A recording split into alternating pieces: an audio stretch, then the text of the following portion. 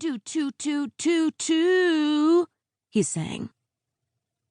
For a boy who was the same age as me, he sure acted like a baby. Mama didn't look like she cared for our excuses or bickering. She lowered her eyebrows and combed her hands over her afro puff before nodding once. Get down now, the both of you. You know the drill. Aiden and I both groaned.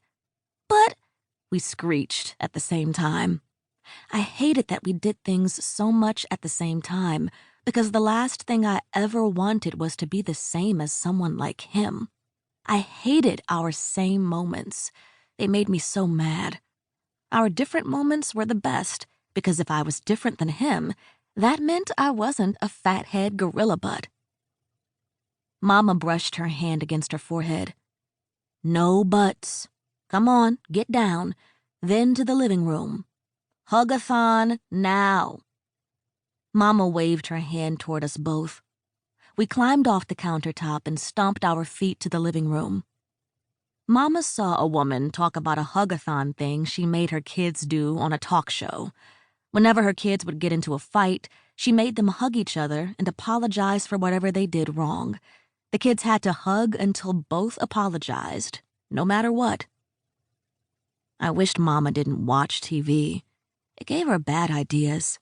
I hated hug-a-thons, and I always ended up having to do them with Aiden because he was a freaking jerk and always got me in trouble.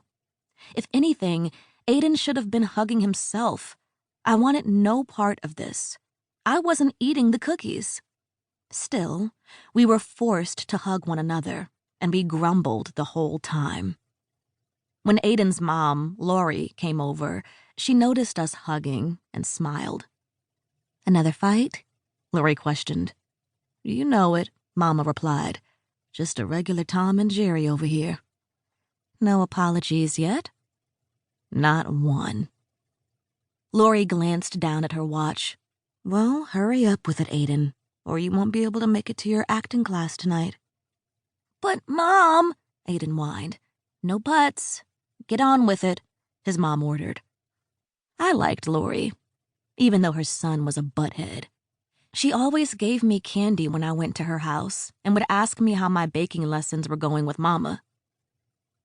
I'm sorry for calling you a name, Haley, Aiden said. He didn't mean it, but he said it. He even seemed to mean it too, which meant those stupid acting classes must have been working. That was why he almost cried about the cookie jar.